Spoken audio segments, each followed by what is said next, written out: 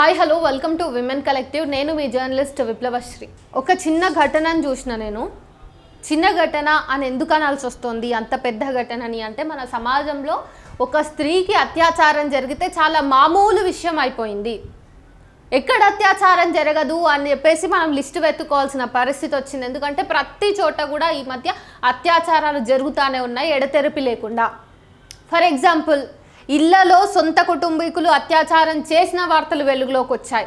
వీధిలో నడుస్తూ ఉండగా చిన్న చిన్న పిల్లల్ని పట్టుకపోయి రేప్ చేసిన దాఖలాలు ఉన్నాయి. స్కూల్ పిల్లలు పాపం 8th క్లాస్ 9th క్లాస్ ఉంటారు, సడన్గా వాళ్ళు ప్రెగ్నెంట్ అని తెలిసిపోతుంది. వాళ్ళ మీద కంటిన్యూస్గా టీచర్స్ అత్యాచారాలు చేస్తున్నటువంటి ఘటనలు బయటపడ్డాయి. సో ఇంట్లో లేదు, రోడ్డు మీద లేదు, సేఫ్టీ స్కూల్స్లో లేదు, తర్వాత రిలేటివ్స్ ఇంటికి వెళ్తే లేదు. స్కూళ్ళలో ఈ మధ్య కాలంలోనే ఒక వ్యభిచార ముఠాని పట్టుకున్నారు పోలీసు వాళ్ళు మన తెలంగాణలో, మరి ముఖ్యంగా వరంగల్ ఇంకా హైదరాబాద్లో. వాళ్ళు ఏంటంటే స్కూల్ పిల్లలు, కార్పొరేట్ స్కూళ్ళలో ఉన్న పిల్లలతో ఒక ఇద్దరు లేడీస్ మంచిగా మచ్చిక చేసుకొని ఫ్రెండ్షిప్ చేసి ఆ పిల్లల్ని మెల్లగా తీసుకెళ్ళి వాళ్ళని ట్రాప్ చేసి, లిటరల్గా ట్రాప్ చేసి మగవాళ్ళకి ఇచ్చేసి వ్యభిచారం నడిపించేటటువంటి సంఘటనల్ని కూడా ఈ మధ్య కాలంలో వారం కూడా అవ్వలేదు ఇంకా అవి వెలుగులోకి వచ్చి. సో ఎక్కడుంది సేఫ్టీ మరి మహిళలకు? బస్సులో అత్యాచారం జరుగుతున్న ఘటనలు నేను మన విమెన్ కలెక్టివ్ ముఖంలోనే ఎన్నో వార్తలు చెప్పిన. తర్వాత మనం పనిచేసే ప్రదేశాలలో సేఫ్టీ లేదని మాట్లాడుకున్నాం. మరి ఇంకా ఎక్కడుంది సేఫ్టీ అన్నది వెతికితే కనుక ఏ ప్లేస్లో కూడా విమెన్కి సేఫ్టీ ఉంది అని చెప్పడానికి లేదు. గుళ్ళు గోపురాలలో కూడా మనకి సేఫ్టీ లేదు. గుళ్ళల్లో కూడా చిన్నారులకు అత్యాచారాలు జరిగినాయి. గుడిలో కూడా మహిళల్ని ట్రాప్ చేసి అత్యాచారాలు చేసిండ్రు స్వయాన పురోహితులే అన్నటువంటి వార్తలు కూడా మనం చదివినాం.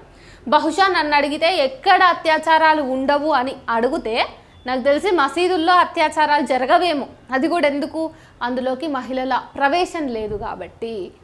సో ఒకవేళ మహిళల ప్రవేశాలు ఎక్కడుంటే అక్కడ ఖచ్చితంగా ఏదో ఒక ఘటన వెలుగులోకి వస్తుంది అనేటటువంటి ఒక దుర్భరమైనటువంటి పరిస్థితుల్లో మన సమాజం ఉంది అని చెప్పడానికి నేను సిగ్గుపడుతూ ఉన్నాను. సో నాకు ఈరోజు దర్శనం ఇచ్చినటువంటి ఆ వార్త ఏంటంటే, ఎంఎంటీఎస్లో సికింద్రాబాద్ నుంచి మేడ్చల్ వెళ్తున్నటువంటి ఒక ఎంఎంటీఎస్లో భోగిలో ఒక మహిళ ఒక్కరే ఉన్నారు, ఒక యువతి ఒక్కరే ఉన్నారన్న కారణంతో ఒక యువకుడు ఆ అమ్మాయిని అత్యాచారం చేసే ప్రయత్నం చేసిండంట. చూస్తున్నారా? ఒక మూవింగ్ ఎంఎంటీఎస్ ట్రైన్లో కూడా అత్యాచారం చేస్తున్నాడు అంటే ఏమనుకోవాలి? ఈ వ్యవస్థలో ఇంత నేర చరిత్ర ఎందుకు పెరుగుతూ ఉంది? మనకి ఇంత నేర ప్రవృత్తి ఎందుకు పెరుగుతూ ఉంది మన మెదళ్ళలో? ఎంత చట్టాలు, ఎంత కొత్తగా చట్టాలు ఎప్పటికప్పుడు తీసుకొని వస్తున్నా కానీ, లేకపోతే కేసులు పెట్టడమే కాకుండా శిక్షిస్తున్నా కూడా అత్యాచారాలు ఆగటం లేదు. ఎందుకని? మన హ్యూమన్ బ్రెయిన్స్లో, ఇండియన్ హ్యూమన్ బ్రెయిన్స్లోనే అత్యాచారం అనేటటువంటి ఒక ఇన్స్టింక్ట్ వచ్చేసిందా? మ్యానుఫ్యాక్చరల్ డిఫెక్టా?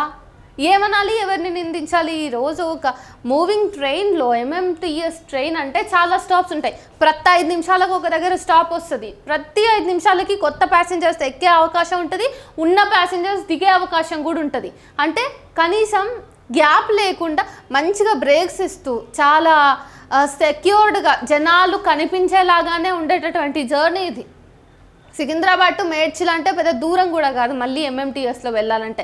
మరి అంత పకడ్బందీగా మంచిగా జనారణ్యంలోనే, జనాలు ఉండేటటువంటి ఓపెన్ స్పేస్లోనే, అది కూడా ప్రభుత్వం చేతిలో ఉన్నటువంటి ఒక పబ్లిక్ ప్లేస్లో అత్యాచారం చేయాలి అనేటటువంటి ఆలోచనలు వస్తున్నాయి. అది కూడా కేవలం ఒక ఆడది ఒంటరిగా ఉంది అనే కారణంతో. అంటే ఎంత సిగ్గుచేటు మనకు ఒకసారి ఆలోచించండి, ఎంత సిగ్గుచేటు. ఈ మధ్య కాలంలో ఎంత వెనక్కి వెళ్తున్నామంటే మనము ఈ ఒక్క కేసు గురించి మాట్లాడి పక్కకు జరగడానికి అస్సలు ఛాన్సే లేదు. ఎడతెరపి లేకుండా చాలా కేసులు వస్తూ ఉన్నాయి మనకి.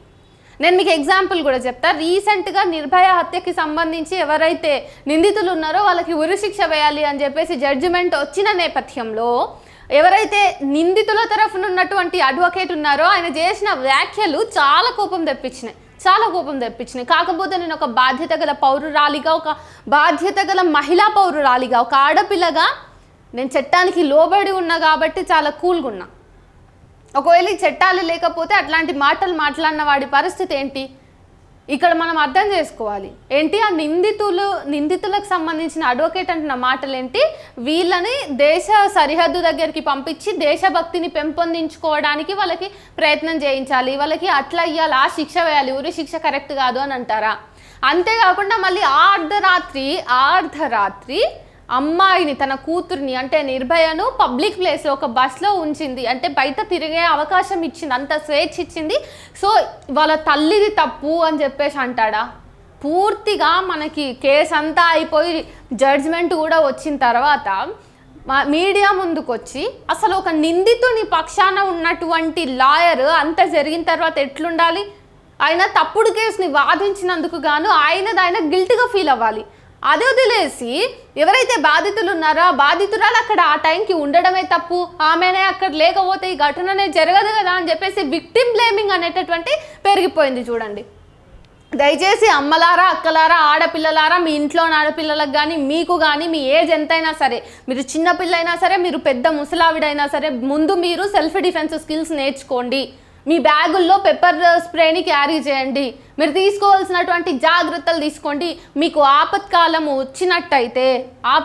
వచ్చినట్టయితే ఎవరి మీదైనా అనుమానం అనిపిస్తే వెంటనే పోలీసులకి ఫోన్ చేయండి. పోలీసుల మీద కూడా మీరు భారం వేయకుండా వాళ్ళకి చేసే కాల్స్ చేసిన తర్వాత కూడా మీరు మీ బాడీలో ఉన్నటువంటి ఏవైనా వస్తువులు కానీ మీ ఆర్గాన్స్తో కానీ సెల్ఫ్ డిఫెన్స్ని మీరు కాపాడుకోవడానికి ప్రయత్నం చేయండి. ఫర్ ఎగ్జాంపుల్ చున్నీస్ ఉంటాయి, మీ మెడలో చున్నీ ఉన్న, చీర కొంగు ఉన్న, వాటితోటి మిమ్మల్ని మీరు కాపాడుకోవడానికి ఎవరైతే వ్యక్తి మీ మీద దాడికి దిగుతాడో అతని మీద చర్య తీసుకోండి.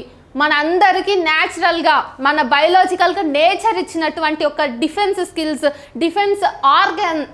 డిఫెన్స్ మెకానిజం ఏంటంటే పళ్ళతో కొరకడం. సో అది చేయండి. సో మిమ్మల్ని మీరు రక్షించుకోవడానికి మన సమాజంలో ఇట్లాంటి రేప్ కేసులు పునరావృతం అవ్వకుండా ఉండడానికి మీ శరీరాన్ని ఉపయోగించి, మీరు వేసుకున్న దుస్తులు కానీ మీరు వేసుకున్న యాక్సెసరీస్ని ఉపయోగించి మిమ్మల్ని మీరు కాపాడుకునే ప్రయత్నం చేయండి. ఆలోపు ఒకవేళ పోలీసు వాళ్ళు వాళ్ళ కార్యనిర్వహణ సరిగ్గా చేసి వచ్చుంటే మీరు సేవ్ అయ్యి ఆ నిందితుల్ని పట్టుకొని తర్వాత జరగాల్సిన లీగల్ ప్రొసీడింగ్స్ని జరపచ్చు. ఒకవేళ పోలీసు వాళ్ళు రాకపోతే మీరు ప్రాణాలని కోల్పోకుండా, మీకు ఎటువంటి నష్టం జరగకుండా మీరు కొంతవరకైనా కనీసం తప్పించుకోగలిగే ఒక అవకాశం మీకు ఉంటుంది. మీకున్నటువంటి నోరు ఏదైతే ఉందో గట్టిగా అరవండి. జనాల్ని అలర్ట్ చేసేటటువంటి ప్రయత్నాలు చేయండి. ఎందుకంటే ఈ వ్యవస్థ మీద మనం నమ్మకం పెట్టుకుందామంటే న్యాయ వ్యవస్థ మీద కూడా మనకి నమ్మకం సన్నగిల్లుతూ ఉంది. రీసెంట్గా ఒక చిన్న పిల్ల మీద అత్యాచారానికి ప్రయత్నం జరిగినప్పుడు దాన్ని కేసుగా వేసినప్పుడు, పోక్సో కేసుగా వేసినప్పుడు అక్కడ ఎవరైతే వాదించిండ్రో ఆయన ఏమంటాడు తెలుసా? అలహాబాద్ హైకోర్టులో ఆయన ఏమంటాడు, ఆ జడ్జి ఏమంటాడు తెలుసా? మహిళల యొక్క స్తనాలను, పెదవులను లాగినంత మాత్రాన అది అత్యాచార ప్రయత్నం కాదు, దాని కింద మనము నేరంగా పరిగణించడానికి లేదు అని చెప్పేసి అంటదా. ఎంత చూడండి, ఎంత దిగజారిపోతుంది మన న్యాయ వ్యవస్థ. మన జడ్జెస్ చదువుకుంటున్నారా లేకపోతే ఏం చేస్తున్నారు వాళ్ళు? వాటన్నింటికి సాక్ష్యాలు నేను చూపించగలుగుతా. ఇందాక నిర్భయ గురించి చెప్పిన కదా, చూడండి, నిర్భయ దోషులకు ఉరివద్దు అంటున్నాడు ఏపీ సింగ్ అనేటటువంటి ఆ అడ్వకేట్ ఎవరైతే ఉన్నారో. అసలు ఆ లాయర్కి అట్లా మాట్లాడాలని ఎట్లా అనిపిస్తూ ఉంది? ఒక తప్పుడు కేసుని వాదించడమే కాకుండా నిందితులను వెనకేసుకుని వస్తే వాళ్ళకేం దేశభక్తి నేర్పిస్తావయ్యా? దేశభక్తి అని కొట్టుకుంటున్నాం మనమంతా. కానీ దేశభక్తి తర్వాత అసలు ఎదుట ఉన్న మనిషికి న్యాయం చేయాలి. ఒక మనిషి దగ్గర మనం మానవత్వంతో అనేటటువంటి కనీస ఇంగితం లేదు. మనం వీళ్ళకి దేశభక్తి నేర్పించి ఏం చేస్తాం? అరే మహిళలకి రక్షణ కావాలరా నాయన, మహిళలు సేఫ్గా ఉండేటటువంటి ఒక సెక్యూర్ ప్లేస్ని మనం ప్రామిస్ చేయాలరా నాయన అంటే దేశభక్తి గురించి మాట్లాడతారు.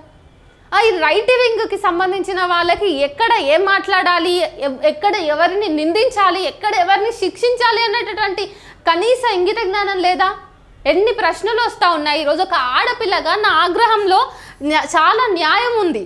మీరు నమ్ముతారో లేదో, ఎన్ని కేసెస్ ఉన్నాయి తెలుసా? అసలు నిర్భయ తల్లిని శిక్షించాలంట అర్ధరాత్రి పూట, అంటే 12 గంటల వరకు కూతురు ఎక్కడుందో ఎవరితో ఉందో తెలియని ఆమెను శిక్షించాలని ఆయన చేసినటువంటి వ్యాఖ్యలు ఏవైతున్నాయో దారుణమైనటువంటి కామెంట్స్ ఇవి. ఈయన ఉత్తరప్రదేశ్లో అలహాబాద్ హైకోర్టులో మాట్లాడినటువంటి మాటలు ఏంటి? మహిళల యొక్క స్తనాలను, వాళ్ళ పైజామాలను లాగటం అనేది అత్యాచార యత్నం కాదంట. ఇది అత్యాచార యత్నం కాకపోతే ఇంకేంటి అత్యాచార యత్నం? పెనిట్రేషన్ అత్యాచార యత్నమా?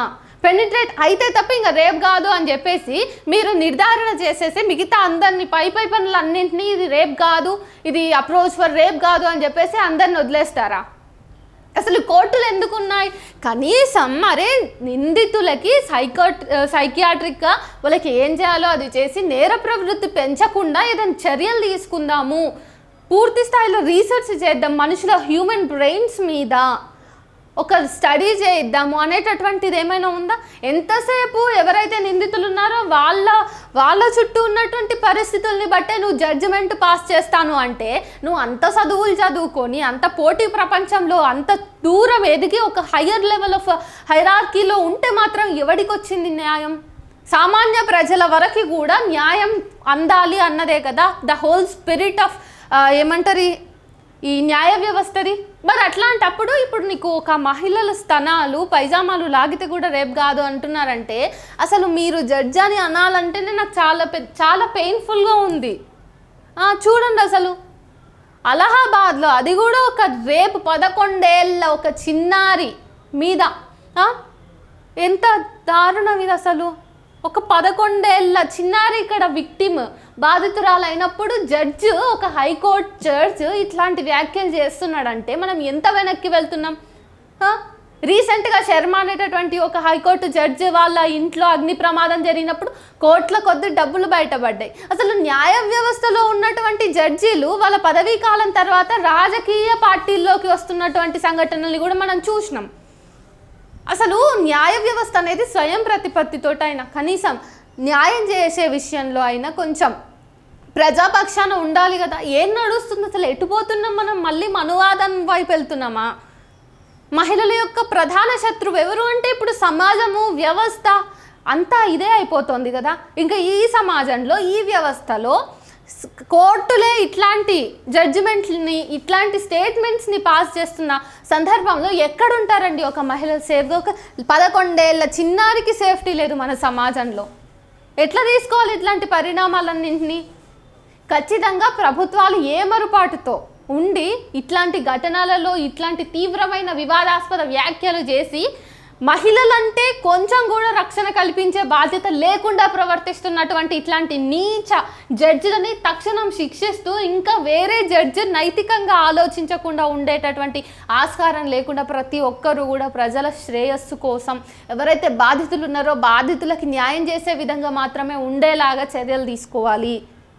ఆ మాత్రం చేయనప్పుడు ఇంకా ఇంత ప్రజాస్వామ్యం ఎందుకు, ఇన్ని కోర్టులు ఎందుకు, ఇంత హైరార్కియల్గా న్యాయ వ్యవస్థ ఎందుకు ఇవన్నీ ఎందుకు? ఆదిమ కాలంలో లాగా ఆటవిక ప్రపంచంలో బ్రతకొచ్చు కదా మనము. ఒక ఏ వ్యవస్థ లేదు, పాడు లేదు. ఇంత మాత్రం దానికి మనము ఇంత సొసైటీలో బ్రతికి విలువలు అని, నీతి అని చెప్పేసి, నైతికత అని చెప్పేసి ఇవన్నీ వల్లవేయటం ఎందుకు? పుక్కటి పురాణాలు కాకపోతే చాలా జాగ్రత్తగా జడ్జిల మీద సీవియర్గా చర్యలు తీసుకుంటే మాత్రమే మహిళలకి కొద్దో గొప్ప పరిస్థితులు మెరుగవుతాయి. కనీసం మెరుగవ్వకపోయినా ఇట్లాంటి కామెంట్స్ అప్కమింగ్ డేస్లో మళ్ళీ రాకుండా కొంచెం ఇంకా దిగజారకుండానే కాపాడుకోగలుగుతామని చెప్తూ ఖచ్చితంగా విమెన్ కలెక్టివ్ ఇట్లాంటి వాళ్ళని ఎండగట్టడానికే పనిచేస్తుంది. మహిళలకు జరుగుతున్నటువంటి నేరాలని బయటకి చెప్పడానికి ఖచ్చితంగా పనిచేస్తుంది అని చెప్తూ సైనింగ్ ఆఫ్.